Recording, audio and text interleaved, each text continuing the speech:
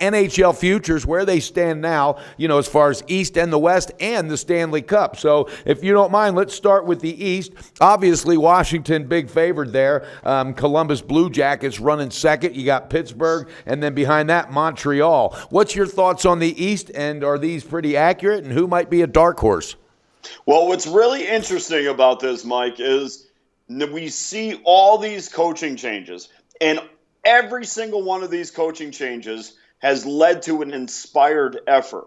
And one of the teams that's kind of lurked below the radar most of the year is the Boston Bruins. And I looked at their odds, and are at 45-1 right now. They're 3-0 under their new coach Bruce Cassidy.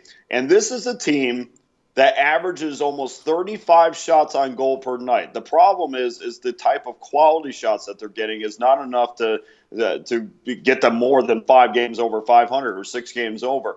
But you've seen in the last 3 games, there is certainly an inspired effort. They're getting to the puck a little bit more. Pastrnak is actually putting goals and pucks in the back of the net for the first time. I mean, he basically took a month off where we heard nothing from him. Bergeron and Marchand have started to step up their game a lot. Let's not lose fact. Yes, I understand that the Bruins still have one goaltender, and they're gonna rely on Tuukka Rask the rest of the way. There is nothing behind him, but there is still a championship core to that team. So if you are looking for a dark horse, and again, it's a long shot, but 45-1 is worth it to me. But if you're looking for a team that it's probably a definite that they're going to go at least far in the playoffs. Certainly the Pittsburgh Penguins at 9-1 would also be a team that I would look at. Yeah, and I looked at Pittsburgh also, and I like the situation they're in. Now Columbus, I don't know.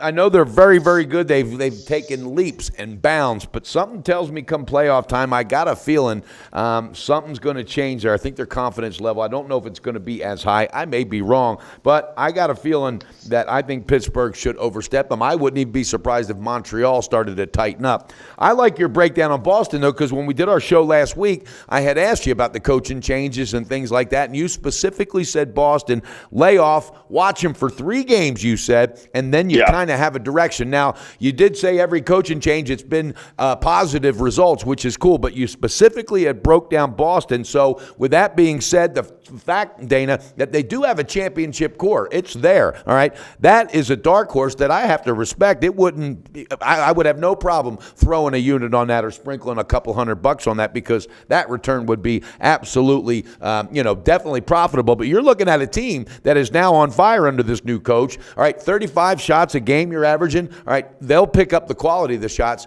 I look for that team to continue the steam. Yeah, here's the thing about the Bruins too, Mike. Obviously, they're still teetering on getting in or being left out of the playoffs. If they get into the playoffs, they are guaranteed to be on a roll. And the reason I say that is most teams have at least 3 games in hand on the Bruins. So if they are able to get in, that means they're winning a bunch of hockey games. And a couple things that we know about hockey is the team that goes into the playoffs hot is usually the team that gets to the end. And we saw that the Pittsburgh Penguins last year were not the number 1 team in the league. Obviously, the Washington Capitals were, but the Penguins rode that momentum from the regular season straight through to the Stanley Cup. And oh, by the way, they led the league in shots on goal last year as well. Wow. And I also think that they led it in quality shots. So I see a lot of similarities. Yes, they have problems on the blue line for sure. I'm not excited about Chara I'm not excited about Chara and most of the defensemen, but I have for once seen an inspired effort out of Zdeno Chara. Now he's just got to get his defenseman mate Brandon Carlo at that level as well. And when we talk about Carlo, we talk about a rookie that's going to be into the playoffs for the first time. But if they could shore up that defense and carry the puck, and that's why shots on goal is so huge, because there's a reason you have a lot of shots on goal. It's because you're carrying the puck.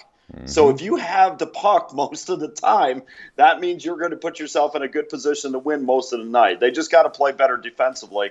and I think they'll be there at the end. You know, and that's a good breakdown, too, because I specifically remember last year Pittsburgh picking up steam, because what it reminded me of last year was actually in any sport, when you get a team coming in hot like that, most teams like, man, I don't want to be facing them, no matter what the seeding or whatever. It's like, that's a team we do not want to be facing right now. And I think that Boston can fit right into that category if they keep this momentum rolling. All right, moving on to the West, you got Minnesota as a favorite, Chicago Blackhawks, followed by the Sharks, and then Anaheim Ducks. Any thoughts on that? Are these correct? And is there a dark horse maybe in the West you think it could peek its ugly head out? It's crazy in the West, Mike. I mean, it really is. I mean, you could see a team like Nashville at 25-1. I could see Edmonton getting their second win at 22-1. Even the Kings at 25-1. There's certainly a championship core there. At least there's a championship culture. The one thing about the Nashville Predators, again, they put a bunch of shots on net. They're 5th in the league in shots on goal. But the other thing, too, is that I don't see out of the Bruins is there's a willingness to block shots. And I love teams that block shots, because there may not be such an emphasis in the regular season, but once we get to the playoffs, that is a huge deal for any team to go forward. You show me a team that's going a long way in the playoffs, and I'll show you a team that gets down and tries to block as many shots as possible. Wow. The only thing with them offensively, and it's funny because, they get a ton of shots on goal, but they're 5th in the league in misses on goal as well. So it's we put so much emphasis on the amount of shots that get to the goaltender, but they're also getting a lot of shots that are not getting to the goaltender. They're carrying the puck a lot, which, again, is the formula that the Pittsburgh Penguins used last year to win hockey games. So Nashville at 25-1 might be a shot. I've liked Edmonton a lot, although I still think that they're a year away. They are extremely young, but extremely exciting to watch, and they certainly have the potential to make a lot of noise in the playoffs. And let's not sleep on the offense on the Los Angeles Kings, that if they could put together a solid defensive effort for a month, they're going to be right there at the end as well, because Peter Budaj is quite a surprise for them. I mean, Jonathan Quick should be back before the playoffs, but Peter Budaj has come in and done a great job for the Kings. I'm hesitant on the Kings because I don't know that they can play that solid defense for that long. And I think when Quick comes back, the chemistry is going to be a factor. Me personally, because I was looking into L.A., again, there's a core in there that knows how to win, but that's one I've got to kind of step off of for a minute. But I do, I like Chicago Blackhawks kind of knowing how to win it as well. And if they pick up some steam, especially offensively on a more consistent basis, and can stop that penalty, I think they might be one to be reckoned with as well. Now, moving on to the Stanley Cup, we'll just touch on this lightly. You got Washington, Minnesota, Chicago, and Pittsburgh, top 4. Montreal hanging behind that with the Rangers and San Jose trailing behind them. Any thoughts real quick to wrap this up on who you think may be a dark horse for the whole thing, or is there just a favorite that's absolutely worth the risk? Well, I think Pittsburgh's the safe one.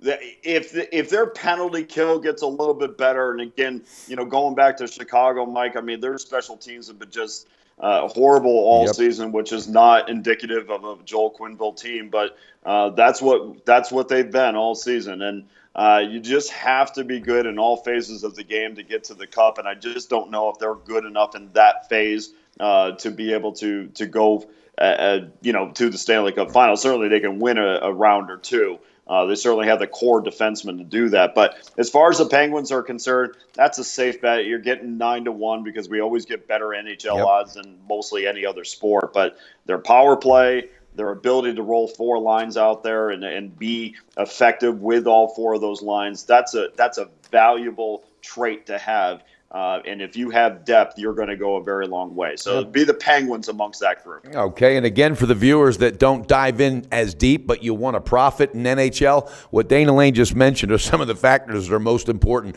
You want to find a team that is 4 deep on their line, and their 4th line is not just, we had to throw something together. It's quality, it's depth, and that makes all the difference. All right, viewers, you heard it. For the East, Dana Lane kind of leaning on a dark horse, Boston at 45-1, and in the the West, Nashville's sitting at 25-1. But when push comes to shove, comes down to the big Stanley Cup, who's going to hoist it? All right, and I have to agree. I think Pittsburgh might be there. 9-1, looking pretty good for the future odds. All right, Dana, thanks so much as always. Thank you for educating our viewers, because I know this is your time of year when you start to shine. You did it last year, and already you're picking up steam. And as long as you and I can stay ahead of Canuck Carter, then we're doing something right, because by God, he's not here to defend himself. Well, we could take the next 3 weeks off and be ahead, so that's... And we can, and guess how we can do it? I have it. You and I, we're going to be on assignment. That's how we can take the next 3 weeks off. All right, viewers, have a great day. Cash those tickets with the Puckheads. Dana, I'll talk to you real soon. Have a great day. And, guys, let's get it done. NHL style. Go to SBRodds.com. Browse, compare, and shop live odds available at top online sportsbooks.